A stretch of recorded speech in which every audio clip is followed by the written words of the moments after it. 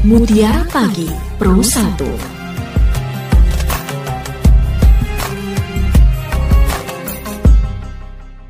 Assalamualaikum warahmatullahi wabarakatuh. Selamat pagi pendengar dan pemirsa RRI Sumeneb.net, Mutiara Pagi khusus Ramadan. Di edisi kesempatan pagi hari ini kembali ke ruang dengar Anda, tentu saja dengan satu topik menarik yang akan kita bahas tentang kebangkitan ekonomi umat di bulan Ramadan. Dan pendengar serta pemirsa RRI Sumeneb.net, Ramadan, bulan suci umat Islam yang penuh berkah, bukan hanya menjadi waktu untuk meningkatkan ibadah spiritual, tetapi juga menyuguhkan kesempatan emas untuk memperbaiki kondisi ekonomi keluarga. Dalam konteks ekonomi, Ramadan merupakan momentum yang penting dan strategis untuk keluarga, khususnya keluarga Muslim, untuk mengoptimalkan potensi ekonomi mereka. Di sini kita akan mengeksplorasi bagaimana Ramadan dapat menjadi pendorong kesejahteraan ekonomi keluarga serta strategi-strategi ekonomi yang dapat diterapkan untuk mengoptimalkan potensi tersebut. Hadir di studio pagi hari ini Ustadz Komri, saya sapa terlebih dahulu. Selamat pagi, Assalamualaikum Ustadz. Waalaikumsalam warahmatullahi wabarakatuh. Kabar baik pagi hari ini Ustadz? Ya, Alhamdulillah. Puasa lancar Ustadz? Alhamdulillah. Alhamdulillah, mudah-mudahan kita sampai nanti finish ya Ustadz ya. Amin, amin. Ya Ustadz Komri, seperti apa kebangkitan ekonomi umat di bulan Ramadan ini? Silahkan Ustadz. Ya baik, terima kasih. Assalamualaikum warahmatullahi wabarakatuh. Di momen Ramadan yang luar biasa ini, di bulan yang agung, tentu kita kembali mereview bagaimana perjalanan hidup kita, bagaimana kita berta'abbud, beribadah kepada Allah Subhanahu wa Ta'ala, yang nantinya kita jangan mempersempit nilai atau makna definisi dari ibadah itu sendiri. Ibadah itu tidak hanya di masjid-masjid, di surau-surau, ataupun di tempat-tempat ibadah lain, namun ibadah itu bisa kita lakukan di luar masjid atau di luar surau, tapi itu bernilai ibadah. Karena di dalam perjalanan hidup ini yang kita minta kepada Allah, Rabbana atina fid dunya hasanah wa fil akhirah hasanah. Jadi urutannya itu adalah urutan yang pertama yang kita minta itu adalah urutan dunia dulu, baru kita minta akhirat. Jadi jangan moro-moro minta akhirat, jangan moro-moro berdiam diri di masjid terus. Jadi kalau ada seseorang selalu di masjid, tidak keluar di masjid, itu perlu dipertanyakan. Entah dia ditagih hutang sama tetangganya, atau mungkin dia sudah bosan di rumahnya, banyak masalah di rumahnya sehingga berdiam diri di masjid. Ini kan perlu dipertanyakan juga. Jadi nilai ibadah itu tentunya kita minta kepada di dunia dulu. Di dunia berarti kita ini harus gerak, harus ada harokah. Karena al-harokah barokah, action, harus ada gerakan, harus kreatif. Karena Nabi pernah menyampaikan bahwa yadul ulia khairun min yadis sufla. Tangan di atas itu lebih baik daripada tangan di bawah. Artinya bagaimana? Artinya orang yang memberi jauh lebih baik daripada tangan yang meminta-minta. Munfik dengan sa'il, orang yang minta dengan orang yang memberi dengan orang yang minta itu jauh lebih baik yang memberi. Tentu ketika ingin memberi, maka harus ada apa yang harus diberikan. Apa yang harus diberikan itu nilai lebih rezeki yang Allah berikan kepada kita. Rezeki itu kita gapai dengan kita adanya usaha. Jadi usaha ini kita harus lakukan dulu, baru sisanya itu kita tawakal. Berikutnya kita tawakal. Kalau tawakal dulu tanpa usaha, itu beda tipis lah, beda tipis dengan putus asa. Tawakal yang bagaimana yang betul itu adalah tawakal yang setelah melaksanakan ikhtiar, baru setelah itu kita bertawakal. Kalau tawakal dulu, ya itu namanya putus asa. Oh sudahlah, ini sudah nasib saya, ini sudah takdir saya. Lah ini namanya tayasu. La tayasu min rahmatillah. Janganlah berputus asa terhadap rahmat Allah. Jadi gerakan atau bagaimana kita mampu mempunyai kreativitas ketika bulan Ramadan, seiring dengan perputaran zaman, perkembangan zaman, kita mampu untuk mendongkrak dan menambah pundi-pundi penghasilan cuan di bulan Ramadan ini dengan bermodal HP saja. Oke lah, kalau kita tidak bisa ke pasar, mungkin pasarnya jauh, atau mungkin dia harus pulaan dulu, maka tentu kita bisa menggunakan berjualan melalui HP. Kita tidak punya barang, ya kita jualkan barangnya orang. Itu kita kan ada yang istilahnya Shopee affiliate, apa namanya itu lagi, TikTok affiliate dan yang lainnya. Itu kan dipermudah. Tergantung kita bagaimana mempunyai kreativitas. Jadi di era saat ini, di era yang penuh percepatan ini, maka tentu orang yang berhasil di akhir zaman ini adalah orang yang mampu mengikuti perkembangan zaman, mengikuti percepatan zaman ini dengan berlari. Jadi kalau santai-santai terus, kalau berdiam diri, mana kita mau menggapai, itu kita akan ketinggalan. Pokoknya yang penting kita berkreativitas. Jadi inilah yang dimaksud bagaimana kita harus mempunyai gerakan menambah cuan nilai ekonomi di bulan Ramadan ini. Tentu apabila diniati dengan niat yang lillahi ta'ala. Apapun sudah bebas pekerjaannya. Entah berdagangkah, bertani, itu kan sudah kita ada motivasi dalam Islam. Nabi pun berdagang, Nabi pun mengembala kambing, Nabi pun juga bertani. Tidaklah seorang muslim menanam tanaman atau menabur benih, kemudian tanaman itu dimakan oleh toir, burung, atau insan, manusia, ataupun itu hayawan yang lain. Ini bahimah, ini illa lahum sedekah, bernilai sedekah. Jadi tanaman orang yang menanam terjatuh, kemudian dia dimakan ular atau dimakan burung, dia dapat sedekah, dapat pahala. Entah lagi kalau sudah panen, dia juga dapat hasil dari panennya lagi itu. Tuh. Nah, ini di dalam pertanian, di dalam perdagangan, selain kita mendapatkan hasil, kita pun membantu sesama muslim. Kita berjualan kerudung, jadi kita membantu saudara kita yang muslimah untuk menutupi auratnya.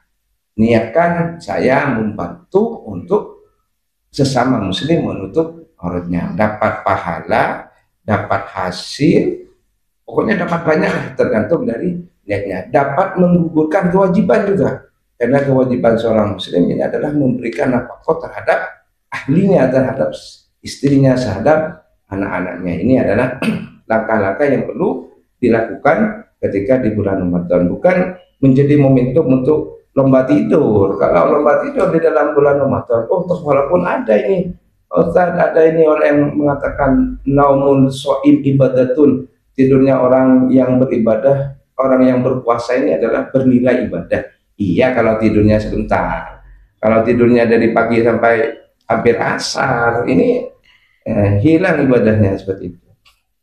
Ya mungkin itu dulu pengantar dari saya.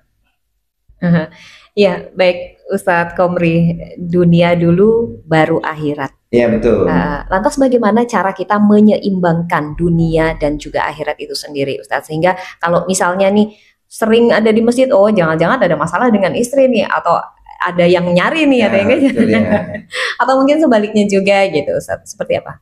Sebenarnya untuk menyeimbangkan antara keinginan dunia dengan keinginan akhirat, ini tergantung dari personnya masing-masing. Ya. Jadi betapa banyak kegiatan-kegiatan yang kelihatannya ini adalah kelihatan dunia, tapi bernilai akhirat. Tapi betapa banyak juga sebaliknya kegiatan ini seolah-olah ini adalah ibadah, tapi ternyata ini tidak bernilai ibadah. Dia ke masjid, awal-awal dia ke masjid atau datang ke masjid lebih awal daripada tetangga yang lain, tapi dia mempunyai tujuan untuk ria. Oh biarlah saya dianggap orang muslim yang keren, anggaplah saya orang yang sudah melaksanakan ibadah haji, jadi saya harus awal malu dong saya kalau baru datang haji, datang ke masjid belakangan. Biarlah saya dianggap oleh orang saya orang yang taat, yang rajin ibadah. Ini tidak bernilai ibadah, karena dia datangnya ke masjid bukan karena Allah tapi karena orang. Dan baru kalau datangnya ke masjid karena lillahi ta'ala, berarti ini yang bernilai ibadah. Sama hanya ketika kegiatan yang seolah-olah ini adalah kegiatan akhirat, kegiatan dunia tapi bernilai akhirat, apabila ketika dia berbisnis mempunyai niatan saya berbisnis untuk mendapatkan hasil yang banyak karena saya mempunyai impian untuk bersedekah melaksanakan ibadah zakat. Wih, ini keren. Jadi impian-impiannya itu adalah mempunyai impian, orientasinya itu adalah orientasi akhirat. mandana nafsahu wa amila lima ba'dal maut.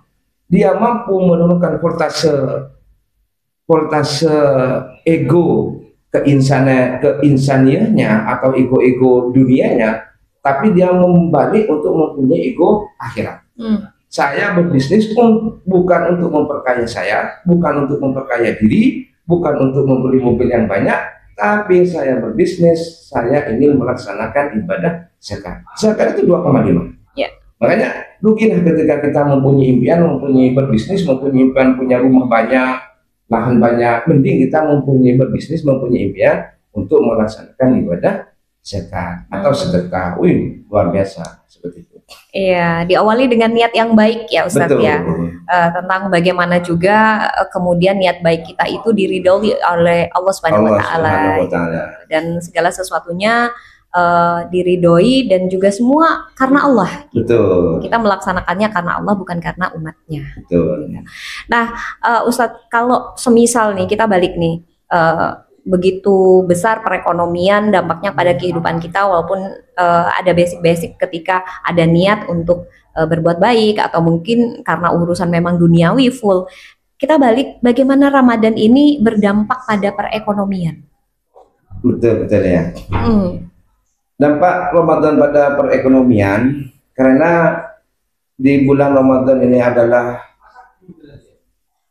semua orang muslim yang mampu, yang sedang tidak perjalanan, yang mustautin atau bukan dalam musafir, di saat buka puasa ataupun di saat sahur, ibadah sahur, yang mana keduanya ini adalah memang disunahkan, maka di sini tentu membutuhkan kebutuhan sahur dan berbuka puasanya, artinya kebutuhan primer. Jadi saudara kita yang lain ini berlomba-lomba, yang biasanya tidak jualan karena momen Ramadan biasanya karena ingin sudah sehari dia menahan haus, maka dia ingin merasakan, mencicipi menu-menu makanan yang berbeda. Walaupun yang disunahkan itu adalah kurma. Kalau tidak ada kurma adalah sesuatu yang manis. Sesuatu yang manis ini adalah sebuah peluang kepada pelaku bisnis untuk berjualan kuliner yang banyak manis-manis yang bermacam-macam, sehingga ini adalah peluang bagi pelaku bisnis untuk berjualan hal-hal yang bisa konsumtif, yang bisa dikonsumsi oleh para shoimin, para orang-orang yang melaksanakan ibadah puasa. Kita lihat banyaknya pasar-pasar atau UMKM yang banyak omsetnya di bulan Ramadan. Lebih-lebih itu adalah masalah pakaian, sarung yang biasanya tidak laku di bulan Ramadan tambah laris, baju, mukena, dan kebutuhan yang lain seperti itu. Iya, itu kenapa bulan Ramadan ini dikatakan bulan yang penuh berkah. Penuh berkah, asalkan dalam berbisnisnya itu adalah ya harus berbisnis yang Islami lah. Artinya takarannya ya sesuai dengan takaran. Tidak curang ya, Ustaz, ya. Tidak ada unsur penipuan, tidak ada horor seperti itu, sehingga nilai sosialnya ada, nilai ibadahnya ada, dan juga nilai ekonominya dapat semua nanti di bulan Ramadan ini. Spiritualnya juga dapat. Kita berlomba-lomba mencari pahala di bulan Ramadan. Kita juga dapat ladang rezeki di bulan Ramadan. Bulan Ramadan juga dapat. Iya. Mungkin kita juga akan kita juga sering melihat ya di luaran sana banyak orang yang jualan takjil. Betul. Kemudian juga baju-baju yang digantung-gantung gitu, itu juga merupakan salah satu usaha untuk mencari rezeki di bulan Ramadan dan mencari keberkahan di bulan Ramadan. Betul. Gitu Ustadz ya. Nah Ustadz, kalau untuk bisnis sendiri di bulan Ramadan, apakah ini bisa mengganggu ibadah kita di bulan Ramadan? Nah ini kita harus pintar-pintar mengatur waktu. Pintar-pintar mengatur waktu di sini adalah sampai-sampai Allah berfirman, wal asri, demi masa, innal insana lafi khusrin illal ladzina amanu wa amilus sholihat. Amanu beriman, amilus sholihat. Amilus sholihat ini kita mau bawa kemana? Amilus sholihat di dalam perdagangan, ya juga bernilai ibadah. Amilus sholihat ketika kita pencet HP, kita mau posting barang kita, atau dengan yang tadi disampaikan affiliate juga ibadah, karena sholihat. Yang baik seperti itu, sehingga bagaimana jadwal dia ibadah mahdoh. Ibadah mahdoh itu adalah ibadah yang tidak bersinggungan dengan orang, artinya dia melulu terhadap Allah seperti sholat, ngaji, ngajinya itu bagaimana, sholatnya bagaimana, kita harus pintar waktu. Contoh, setelah sholat subuh, setelah sholat subuh ini bisa kita gunakan untuk mengaji dulu, setidaknya bisa 1 juz, kalau kuat 2 juz, sampai ke terbitnya matahari, ada jeda sedikit untuk melaksanakan sholat sunat duha. Kenapa kok diisi dengan ngaji? Karena kalau jualan setelah subuh sepertinya ini jarang orang beli, karena di saat itu orang sedang banyak melaksanakan ibadah, atau ibadah yang lain itu ibadah tidur tadi itu. Karena naumus shaim ibadatun, seperti itu, tidurnya orang berpuasa itu adalah ibadah.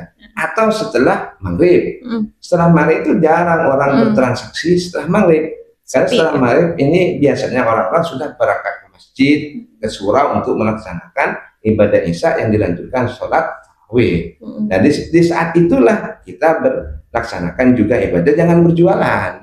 Nah baru ketika saat berjualan ya jangan ngaji. Contoh ketika ya atau mungkin setelah sholat asar, buka puasa, ini biasanya orang akan membeli takjil. Maka di saat itulah kita jangan ngaji, kita jangan di masjid, ya kita jualan seperti itu, karena memang waktunya berjualan. Seperti itu. Lebih ke manajemen waktu. Kita mengatur sedemikian rupa bagaimana schedule daily kita itu benar-benar, oh ini waktunya ngaji, ini waktunya begitu ya Ustadz ya. Ini waktunya dagangan, ini waktunya ngaji, ini waktunya saya silaturahmi. Sekiranya kullayomin ziyadah, sekiranya setiap hari bertambah. Karena yang dikatakan orang yang berhasil, baik profesinya apapun, bisnis, pembisnis, pedagang, bertani, apabila hari ini lebih baik daripada hari kemarin. Robih, orang yang sukses, orang yang robih, itu adalah seperti itu. Ustadz, bukan hanya penjual saja yang ingin meraup rezeki keberkahan di bulan Ramadan, tapi pembeli juga begitu, gitu Ustadz ya. Bagaimana juga cara-cara kita agar bisa dikategorikan menawar yang Islami gitu. Itu seperti apa Ustadz? Kadang kan kalau misalnya kita menawar, kita cenderung misalnya harganya 10.000, kita tawar 5.000, ini boleh tidak? Kemudian juga barangnya bagus, kita bilang ini jelek, padahal pengen harganya lebih murah dari harga yang sudah diberikan terlebih dahulu. Apakah hal-hal cara-cara seperti itu dibolehkan dalam Islam Ustadz? Begini ya, dalam muamalah atau transaksi, ini ada yang istilahnya luzum bainal aqdaini, atau luzum bainat tarafaini, antara penjual dan pembeli, atau ada yang istilahnya jaiz. Artinya kalau bahasa mudahnya, urusan tawar menawar yang ini adalah timbul dari konsekuensi penjual itu adalah meng-up atau menaikkan harga dari harga pokok pembelian, maka tentu sang penjual ini pasti akan mencari hasil. Hasil itu adalah ketika dia menambah harga dari harga kulaan. Ini pola bisnis sekarang lah. Ketika kita mau melangkah di atasnya, seperti yang dilakukan oleh Nabi ini bisnisnya itu disampaikan. Ini loh Bu, saya sayur ini 1 kilonya, wortel yang saya beli ini kulakannya 10.000. Sampean mau berapa? Silakan. Ini Nabi Muhammad. Kalau sekarang sebetulnya sulit. Kalau seorang mau bilang, mau nyebutin harga kulanya sulit itu. Pasti dia meng-up dulu. Yang harga kulanya 10, pasti dia nambah dulu 5.000 untuk dapat laba atau hasil. Bagaimana untuk menambah hasil hukumnya? Hukum menambah hasil dari jual beli, meng-up harga, maka dalam Islam diperbolehkan. Karena diperbolehkan, maka tentu si penawar, pembeli, calon mustari itu adalah orang yang membeli, pembelinya, maka tentu diperkenankan untuk menawar. Menawarnya pun boleh sesuai seleranya menawar, tapi di situ ada tata krama. Tata kramanya itu ya jangan kejam lah, menawarnya jangan kejam. Namanya ini boleh transaksinya ini, kedua belah pihak ini boleh saling menawar. Yang kejam seperti ini, harganya 100.000, ditawar 1.000. Ini kejam. Karena Dikurangi nolnya ya, iya, Ustaz ya. secara akal itu nggak bisa lah kalau 100 Iya. ribu jauh ya kalau pas ditawar 1000. Kalau 100.000 ditawar 95, ditawar 80 itu Masih masuk akal masuk akal, lah. logis lah seperti itu secara hukum ekonomi logis. Jadi ini bertata krama, bukan masalah hukum. Kalau masalah hukumnya boleh menawar atau tidak, boleh. Tata kramanya menawar yang kejam itu yang tidak boleh karena dia tidak bertata krama seperti itu. Sama yang diberlakukan kepada penjual. Kalau penjual ini juga boleh berapapun boleh. Dia pulaan 1000 mau dijual 100 boleh. Tapi dia tidak bertata krama, terlalu banyak dia ngambil hasil. Seperti itu. Jadi harus berimbang ya. Berimbang. Beda hanya kalau dia belinya itu sudah ada pergeseran waktu. Contoh ya, pulaan sekarang dia ternyata 1000, ternyata dia jualnya di 3 tahun mendatang.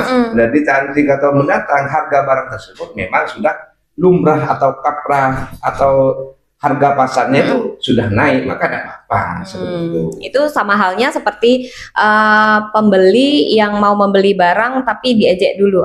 Oh itu kecil kok, segini aja harganya gitu. Betul, ya. Juga sebaliknya ketika penjual yang bilang ini bagus kok Bu, padahal tidak gitu kualitasnya. Tidak. Itu sama seperti itu ya Ustaz? Sama ya, karena dia sudah meninggalkan kejujuran gitu. Dia menyampaikan sesuatu yang tidak sesuai dengan speknya, spekulasi atau spek nilai barang tersebut. Makanya kan di yang rentan ini yang tidak bertatap muka. Yang bertatap muka ini enak, bisa dilihat, bisa komplain dan bisa hear. Ada batas waktu untuk penukaran atau pengembalian. Yang repot ini kalau di transaksi apa namanya, transaksi online. Iya, e-commerce ya. Itu speknya itu bagus, ini sudah seperti ini kan. Kalau online ternyata seperti teman saya ini pernah mau membeli Magicom itu. Ini speknya seperti ini. Harganya murah, lumayan. Ya, murah, jauh dari harga pasar itu. Ternyata nyampe ke rumah, ternyata Magicom mainan. Seperti itu. Wah, ini horor sudah, unsur penipuan, betul murah tapi tidak sesuai dengan speknya seperti itu. Ya, butuh kejelian juga ketika kita membeli barang atau mungkin menggunakan jasa buy online gitu ya Ustaz ya. Tapi bukan berarti juga segala sesuatu yang sifatnya online itu buruk atau jelek, tidak. Tinggal bagaimana kita pinter saja memilih gitu ya Ustaz ya. Nah Ustaz, kalau semisal kita membeli barang yang kata orang sih mubazir kalau tidak digunakan gitu. Kebanyakan kita scroll masuk keranjang, kemudian juga check out gitu. Ketika barangnya tiba, oh seperti ini ya barangnya, kita tumpuk, beli lagi. Itu ini nggak berdosa nggak Ustadz? Ketika kita menumpuk satu barang, banyak barang, tapi nggak kita pergunakan. Itu bagaimana hukumnya dalam Islam Ustadz? Yang dikatakan mubazir itu adalah dia menggunakan sesuatu tidak sesuai dengan takarannya. Tidak sesuai dengan takaran yang dimaksud adalah kebutuhan. Contoh, ketika pasangan suami istri akan melaksanakan buka puasa, dia makannya itu biasanya 2 piring lah. 2 piring, dan ternyata pada saat itu dia belinya 5 piring. Karena lebihnya dari takaran inilah yang dikatakan mubazir. Dan ini pun tidak hanya berlaku di masalah makanan, masalah ibadah yang lain pun berlaku. Contoh, ketika kita berwudu ini yang wajib 1 basuhan. 1 basuhan sekiranya rata dari anggota wudu yang wajib dibasuh. Kalau nanti membasuh yang disunahkan itu adalah 3 kali basuhan, 3 kali. Karena ini yang disunahkan. Lebih dari 3 kali basuhan, maka penggunaan airnya inilah yang akan dikatakan tabdir. Oh enggak, saya punya tandon besar kok di rumah ini, maka tetap itu dikatakan tabdir. Nah, bagaimana kalau dengan kita memberi barang kemudian tidak digunakan, tapi kita ditumpuk, maka itu bernilai tabdir, bernilai mubazir apabila tidak ada rencana penggunaan. Karena penggunaan barang ini kan ada yang langsung digunakan, ada yang sifatnya harian, ada yang sifatnya mingguan, ada yang sifatnya bulanan. Contoh, dia membeli mobil, maka dia menggunakan mobilnya itu adalah karena dia cuma pergi ke mertuanya seminggu sekali, maka ya dia menggunakan mobilnya adalah penggunaannya itu seminggu sekali. Nah, jadi kalau dia menggunakan setiap hari ya tidak mungkin, karena memang kebutuhannya itu adalah kebutuhan yang sifatnya mingguan. Kalau yang sifatnya harian atau yang dikatakan dengan kebutuhan primer, maka itu digunakan setiap hari. Barang yang dibeli itu apakah digunakan harian, apa digunakan mingguan, atau digunakan sesekali. Seperti beli obeng, ini kok banyak belinya, ini kok beli obeng, beli apa? Oh, tidak apa-apa, itu tidak masuk mubazir, karena obeng akan digunakan sesekali ketika ada kebutuhan. Nah, kalau sudah di rumahnya ada obeng, kok dia beli lagi? Nah, ini baru dikatakan mubazir. Kalau obeng ini cuma di rumahnya satu dan akan digunakan ketika sekali, memperbaiki lampu ketika mati atau barang elektroniknya mati, maka tidak dikatakan mubazir. Beli tidak digunakan langsung, beli tapi digunakan berwaktu, karena ini sifatnya, sifat dari barang tadi ini penggunaannya, kemanfaatan penggunaannya ini tidak sesekali, berarti seperti itu, tidak dikatakan mubazir. Iya, barangkali yang terakhir ini Ustadz, bagaimana kita menjadi penjual, pembeli, ataupun juga orang yang sadar memanfaatkan waktu dalam perekonomian di bulan Ramadan, kita benar-benar bermanfaat, menjadikan perekonomian syariah gitu. Yang benar-benar syariah itu seperti apa Ustadz? Barangkali sebagai pertanyaan terakhir, Ustadz. Tentu kita kembali dengan cara, tata cara. Makanya cara ini thariqah aula minal mati. Cara atau metode ini lebih utama daripada materinya. Sehingga ketika kita mempunyai cara berjualan yang islami, maka tentu ini akan mempunyai nilai lebih. Lebihnya itu adalah selain dia mempunyai laba, selain dia bernilai ibadah, juga dia mendapatkan nilai dakwah.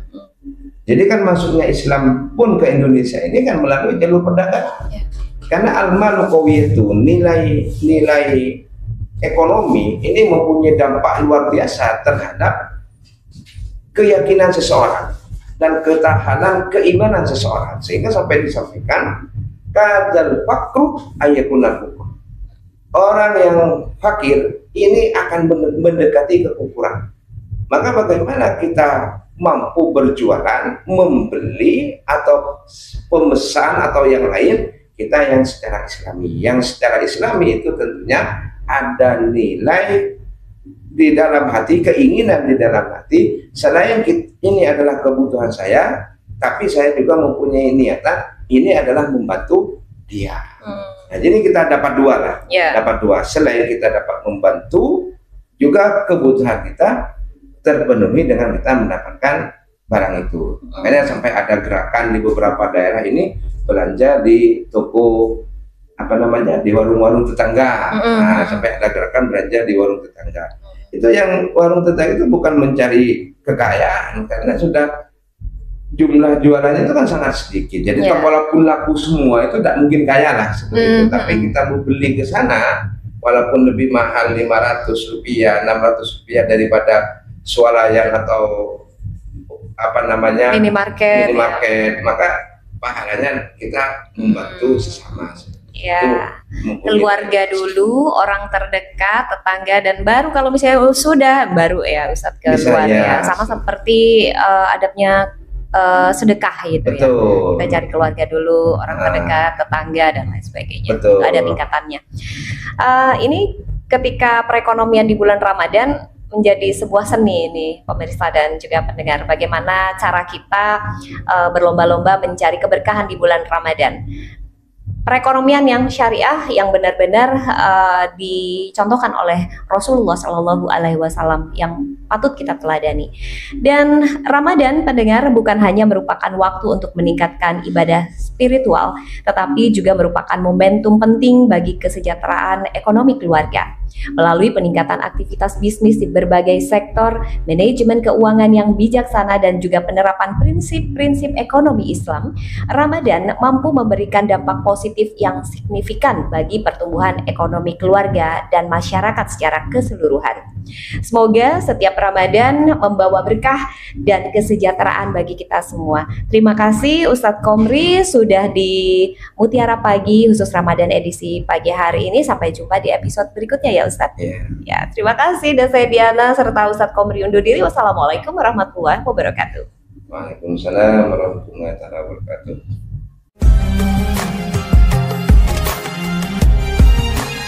Mutiara Pagi Pro 1.